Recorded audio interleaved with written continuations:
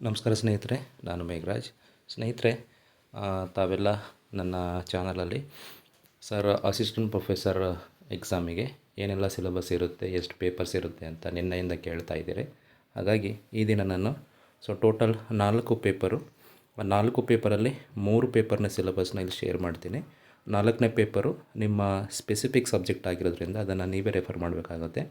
ಆ ಸಿಲೆಬಸ್ ಬಂದು KCET syllabus same ಇರುತ್ತೆ. ಅಲ್ಲೇನೂ ಚೇಂಜಸ್ ಇರೋಲ್ಲ. ಲೆವೆಲ್ ಆಫ್ ಡಿಫಿಕಲ್ಟಿನೂ ಕೂಡ ಅಷ್ಟೇ ಇರುತ್ತೆ ಅಂತ ಹೇಳ್ತಾ, ಫಸ್ಟ್ ಪೇಪರು ಮತ್ತು ಕನ್ನಡ ಪೇಪರು ನೋಡಿ. ಫಸ್ಟ್ ಪೇಪರು ಕನ್ನಡ ಡಿಸ್ಕ್ರಿಪ್ಟಿವ್ ಇರುತ್ತೆ, ಸುಮಾರು 100 ಮಾರ್ಕ್ಸಿಗೆ ಇರುತ್ತೆ. ಆ 100 ಮಾರ್ಕ್ಸಲ್ಲಿ ಏನೆಲ್ಲ ಇರುತ್ತೆ ನೋಡಿ. ವಿಷಯದ ಸಮಗ್ರ ಅರ್ಥೈಸುವಿಕೆ ಇರುತ್ತೆ 15 ಮಾರ್ಕ್ಸಿಗೆ, ಪದಪ್ರಯೋಗ 15 ಮಾರ್ಕ್ಸಿಗೆ, ವಿಷಯ ಸಂಕ್ಷೇಪಣೆ 15 ಮಾರ್ಕ್ಸಿಗೆ ಇರುತ್ತೆ, ಪದಜ್ಞಾನ 20 ಮಾರ್ಕ್ಸಿಗೆ ಇರುತ್ತೆ, ಇಂಗ್ಲೀಷ್ನಿಂದ ಕನ್ನಡಕ್ಕೆ ಟ್ರಾನ್ಸ್ಲೇಷನು 15 ಮಾರ್ಕ್ಸ್ಗೆ ಇರುತ್ತೆ, ಲಘು ಪ್ರಬಂಧ 20 ಮಾರ್ಕ್ಸ್ಗೆ ಇರುತ್ತೆ. ಇದು ಯಾವ ಲೆವೆಲಿಗೆ ಇರುತ್ತೆ ಅಂದರೆ SSLC ಮಟ್ಟಕ್ಕಾಗಿರುತ್ತೆ, ಸುಮಾರು 100 ಮಾರ್ಕ್ಸ್ನೇ ಇರುತ್ತೆ. ಆಮೇಲೆ ಈ ಒಂದು ಸ್ಕೋರನ್ನು ಮೆರಿಟ್ ಲಿಸ್ಟ್ ರೆಡಿ ಮಾಡಬೇಕಾದ್ರೆ ಕೌಂಟ್ ಮಾಡಲ್ಲ ಸ್ನೇಹಿತರೆ.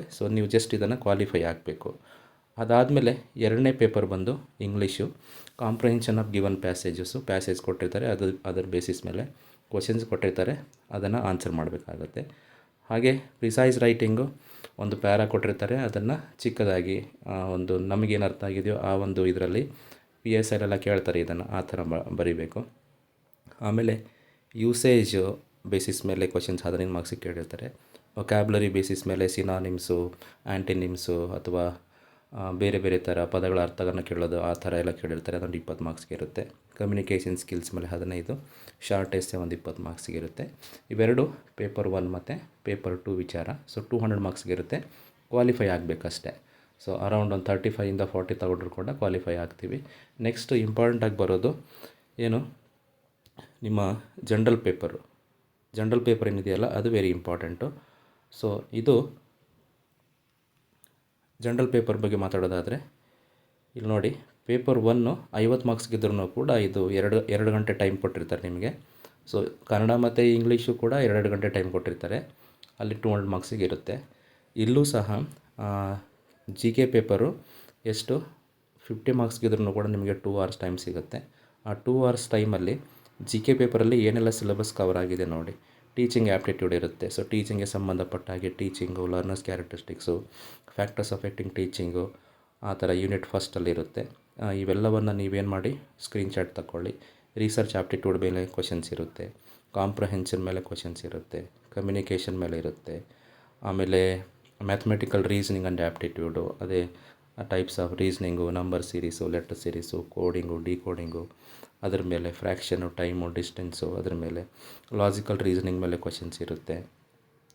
ಅದಾದಮೇಲೆ ನಿಮಗೆ ಡೇಟಾ ಇಂಟರ್ಪ್ರಿಟೇಷನು, ಏನೋ ಒಂದು ಮಾಹಿತಿ ಕೊಟ್ಟು ಅದ್ರ ಮೇಲೆ 3-4 ಕ್ವಶನ್ಸ್ ಆನ್ಸರ್ ಮಾಡೋ ಥರ ಇರುತ್ತೆ.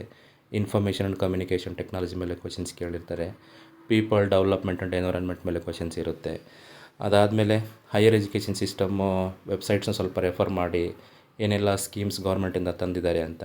ಇದಿಷ್ಟು GK ಪೇಪರ್ನ ಸಿಲೆಬಸ್ ಆಯಿತು ಸ್ನೇಹಿತರೆ. ಟೋಟಲ್ ನಾನು ಇವತ್ತು ಮಾತಾಡಿದ್ದು 3 ವಿಚಾರಗಳನ್ನು.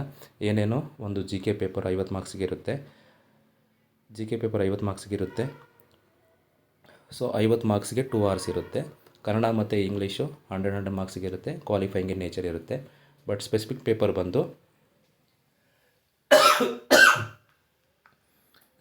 ಪೇಪರ್ ಬಂದು ನಿಮಗೆ ಮೆರಿಟ್ ಲಿಸ್ಟಿಗೆ ಕೌಂಟ್ ಆಗುತ್ತೆ. 50 + 250 ಮಾರ್ಕ್ಸ್ ಅಂತೆ 300 ಮಾರ್ಕ್ಸು.